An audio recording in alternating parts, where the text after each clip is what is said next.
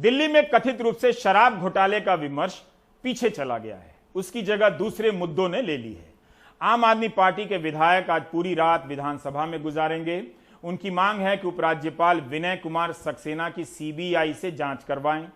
आम आदमी पार्टी के विधायक दुर्गेश पाठक ने दिल्ली के उपराज्यपाल विनय कुमार सक्सेना पर आरोप लगाया कि जब वो खादी ग्रामोद्योग आयोग के चेयरमैन थे तो उस दौरान नोटबंदी के समय कथित रूप से 500 से लेकर 1000 के नोट बड़ी संख्या में बदली किए गए, ब्लैक को व्हाइट किया गया।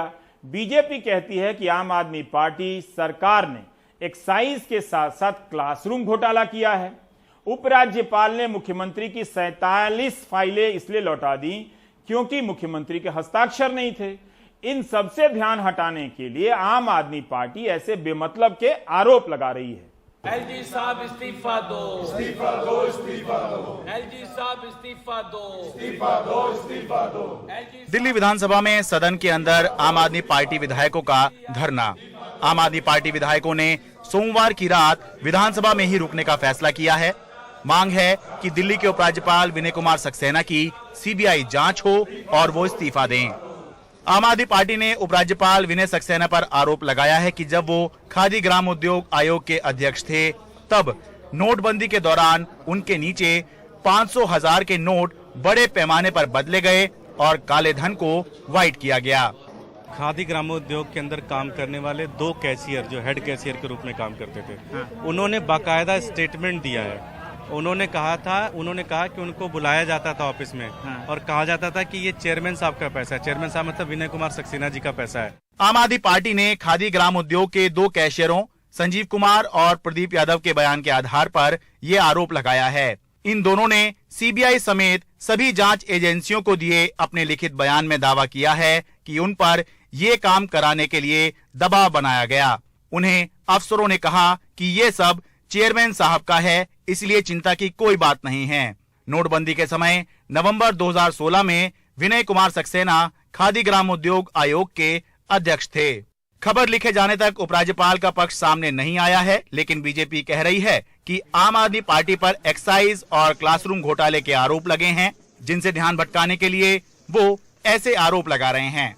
दिल्ली की सरकार इसलिए बौखला गई है क्योंकि उनके एक के बाद एक भ्रष्टाचार सामने आ रहे हैं और उपराज्यपाल महोदय ने उन पर कॉग्निजेंस लिया है। उपराज्यपाल जी ने ये पूछा है कि आपने 2.5 साल से ये रिपोर्ट क्यों दबा रखी थी और इस पर कोई कार्रवाई क्यों नहीं की। स्कूलों के कमरे बनाने में जो भ्रष्टाचार हुआ है। उपराज्यपाल जी ने पूछा है कि शराब नीति में जो घपला किया उसको सीबीआई को मामले को दिया और आपने अपनी शराब नीति वापस ले ली, तो आपका सारा भ्रष्टाचार जो आप कर रहे थे उस पर कहीं ना कहीं लगाम लग गई। अगर उपराज्यपाल जी ने कहा कि आपकी 47 फाइलें जो हैं ये बिना साइन के आ गई हैं और इन पर हस्ताक्षर करिए, क्योंकि अगर सरकार का मुखिया हस्ताक्षर नहीं करेगा तो गवर्नर के पास संवैधानिक संकट उत्पन्न होता है। तो इन सब चीज़ों से बौखला के और वो सच्चाई को झुटलाने के लिए इस तरह की मनगढ़ंत बातें कर रहे हैं। वेल में आने की जरूरत नहीं पड़ जाती है, वेल में आने की कोई जरूरत नहीं पड़ जाती है। सोमवार को दिल्ली विधानसभा सदन की शुरुआत अरविंद केजरीवाल के विश्वास मत प्रस्ताव रखने से हुई, लेकिन जैसे ही आम आदमी पार्टी विधायकों ने उपराज्यपाल पर आरोप लगाए तो उसके बाद विधानसभा में कोई चर्चा नहीं हो पाई और लगातार हंगामे के बाद विधानसभा मंगलवार तक के लिए स्थगित करनी पड़ी। अभी तक बीजेपी बोल रही थी कि जांच से घबराना कैसा, अगर कुछ गलत नहीं किया है तो पाक साफ निकल ही आएंगे। अब आम आदमी पार्टी भी वही बोल रही है कि जांच से घबराना कैसा, अगर कुछ नहीं किया है तो पाक साफ निकल ही आएंगे।